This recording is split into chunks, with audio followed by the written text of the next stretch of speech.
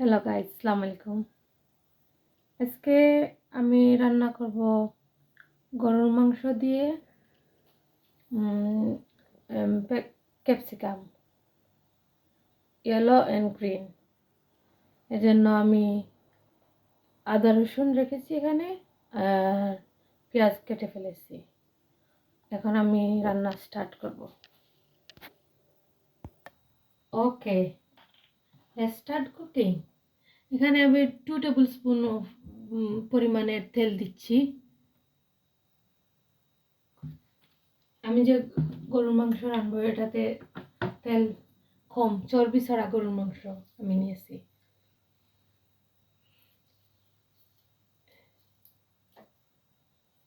All the গোটা মশলা আমি দিয়ে দিচ্ছি এখানে, পাঁচফোড়ন, দালচিনি, এলাচি অ্যান্ড লং আছে। তেলটা গরম হয়ে গেছে, আমি এখন দিয়ে দেব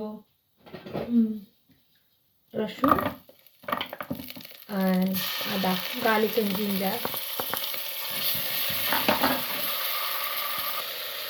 এই তো আমার পেঁয়াজ, রসুন আর আদা ভাজা হয়ে গেছে। এখন আমি দিয়ে দিব পেঁয়াজ। এখানে আমি পেঁয়াজ নিয়েছি মাঝারি সাইজের 1.5, আর এই যে সাথে আছে গ্রিন গ্রিন অনিয়ন রিং।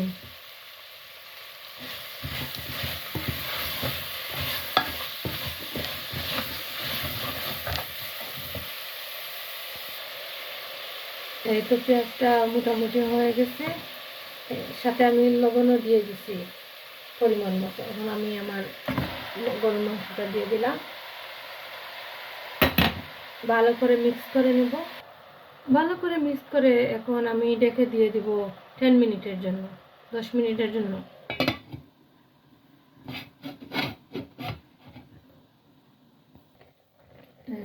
এই তো গাইজ 10 মিনিট হয়ে গেছে। এখন আমি একটা নাড়া দিব, দিয়ে তারপরে এই মুহূর্তে আমি এখানে অ্যাড করব জিরা, ধনিয়া।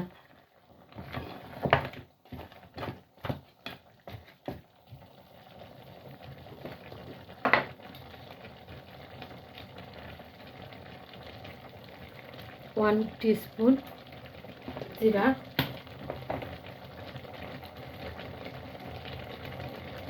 1 টিস্পুন অফ ধনিয়া, 1.5 স্পুন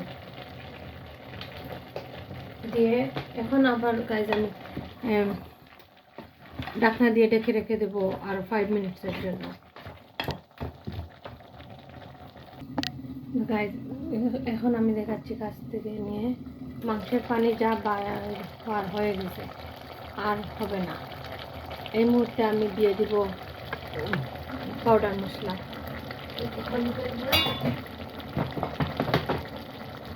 হলুদের গুঁড়া 1/2 টিস্পুন,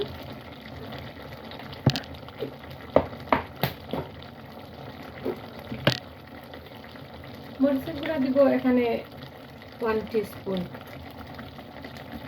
আমরা যে মরিচটা খাই এটা অনেক ঝাল, এক্সট্রা হট চিলি পাউডার। আর দিয়ে দেবো হচ্ছে মিক্স কারি পাউডার। এই তো আমার মশলা দেওয়া শেষ। Mix curry powder 1 teaspoon. আমি যেভাবে বাসায় রান্না করি আপনাদেরকে ঠিক সেইভাবেই দেখাইতেছি, খুবই ইজি, সিম্পল অ্যান্ড টেস্টি। এটা আমাদের খুবই ফেভারিট, গরুর মাংস দিয়ে ক্যাপসিকাম। এখানে নিয়েছি green and yellow capsicum, sometime red ক্যাপসিকামও দেয়, বা আজকে বাসায় রেড ক্যাপসিকাম নাই। এই তো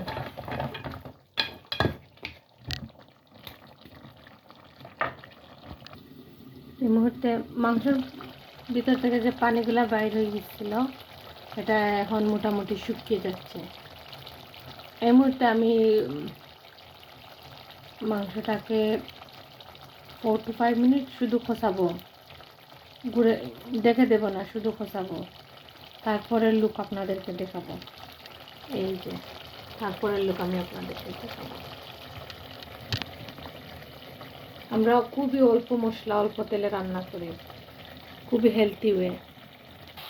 এই তো আমি একদম লাস্ট পর্যায়ে মাংসটা কষাচ্ছি।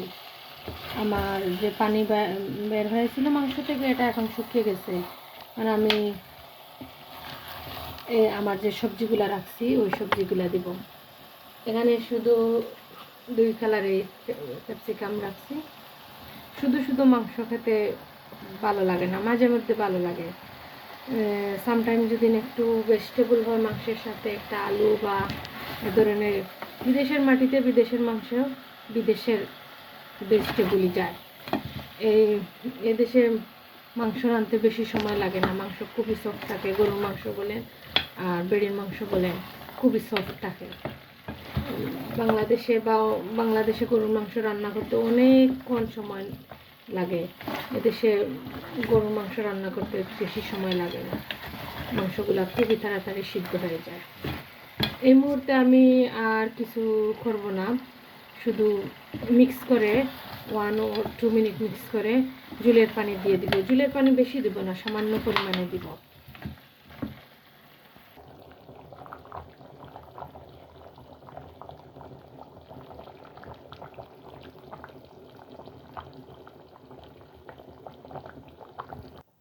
এই মুহূর্তে আমি চুলার জাল একদম বন্ধ করে দিয়েছি আর একটা লাড়া দিয়ে দিলাম।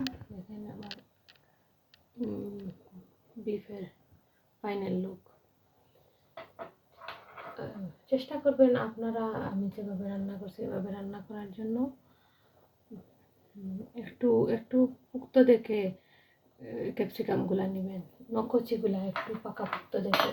পাকাপুক্তগুলা দিয়ে কারি খাওয়া সুস্বাদু, কারিতে দিলে সুস্বাদু। আর একটু কচিগুলা বাজি বা সবজি বলে কিছু রান্না করলে খাওয়া সুস্বাদু হয়। আর একটু পুক্তগুলা দিয়ে যে কোনো মাংসের কারিতে রান্না করলে খুবই সুস্বাদু হয়। আমরা এভাবে সবসময় খেয়ে আসতেছি, আপনারাও আমি যেভাবে রান্না করছি এভাবে রান্না করে দেখবেন, খেতে খুবই স্বাদ হয়। Thank you for watching guys, appreciate. আপনারা যদি আমার ভিডিওটা ভালো লাগে থাকে তাহলে লাইক দিয়ে, শেয়ার দিয়ে, সাবস্ক্রাইব করে নেবেন। Thank you for watching all guys, all of love you, appreciate, thank you, bye bye.